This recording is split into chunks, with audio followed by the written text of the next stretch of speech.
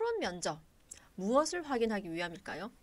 네, 제가 늘 말씀드리지만 면접에서는 여러분들의 직무 지식보단 훨씬 더 조직의 사람일지를 물어보고 싶은 거예요. 즉 인간적으로 괜찮은 사람인지, 우리 조직에서 다른 팀원들과 함께 시너지를 잘 만들어낼 사람인지, 그걸 확인하기 위해서 면접이라는 게 있고, 그 안에서도 토론 면접을 활용하고 있는 거거든요. 토론 면접에서는 그러한 성향들을 조직 내부 사람들과 함께 어떻게 잘 표현하고 잘 듣고 잘 조율을 할 건지, 이것까지 확인을 할 수 있어서 사실은 금상첨화예요.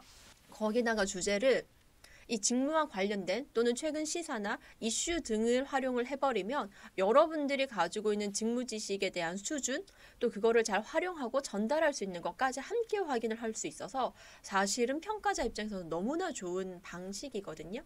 그래서 여러분들이 큰 취지를 보셔야 돼요.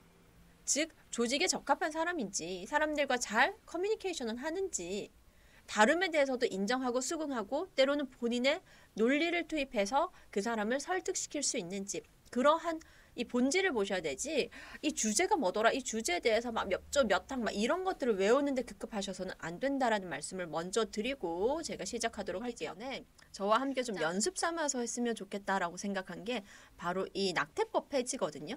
이 낙태법 폐지에 대해서 찬성 반대 이야기를 좀 같이 해보도록 할게요.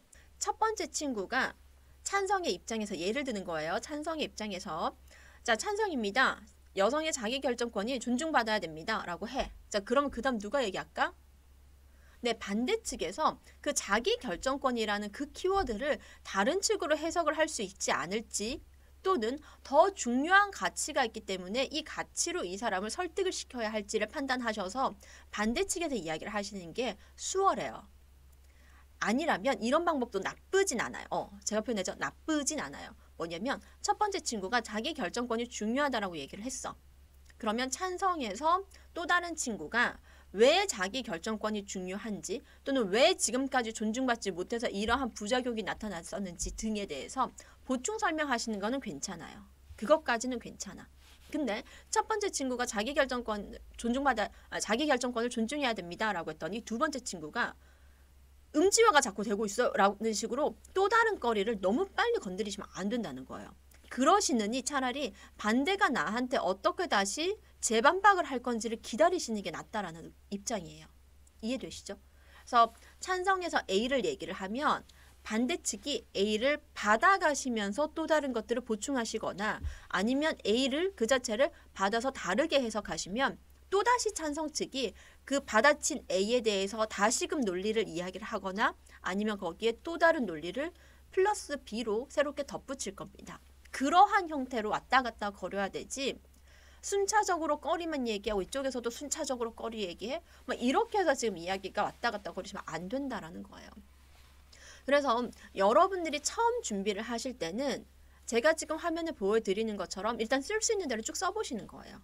그리고 나서 어떤 고민을 하셔야 되냐면, 자, 1번의 여성의 자기 결정권이었죠. 자, 그러면 이 1번을 반대가 받아갈 때는 이 자기 결정권과 덩어리가 비슷한 걸로 접근을 할 것인지, 아니면 자기 결정권을 조금 다르게 재해석을 하면서 얘를 땡겨갈 것인지, 이러한 고민들을 하시면서 주고받아지면서 이 논제에 대한 이 덩어리들이 이렇게 커져야 되는 거예요.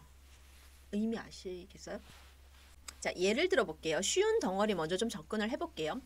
이 낙태법 폐지에 대한 반대 의견이에요. 즉 유지하자, 조금 윤리적이나 이런 사회적 통념에서 지금 좀 더 안정된 메시지예요.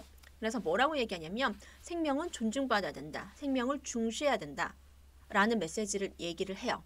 자, 그러면 얘의 반대 측, 즉 폐지의 찬성 측에서는 그래, 생명 중요하지, 생명 존중하자라는 거 내가 부정하는 거 아니야 라는 개념으로 받아가면서 이어가셔야 된다는 거예요. 다시 얘기하면 이 태아가 어느 선부터 우리가 생명으로 볼 것인지로 접근을 하셔도 되는 거고, 또는 생명 존중이라고 지금 반대 입장에서 얘기를 했잖아. 그럼 그 생명 존중을 다르게도 해석을 해보는 거예요. 꼭 태아만 지켜내는 게 생명 존중일까? 혀가 자꾸 꼬이네요. 꼭 태아만 지켜내는 게 생명 존중일까? 아닐 수 있잖아요. 다르게 해석하면 또 뭐가 생명 존중이 될까?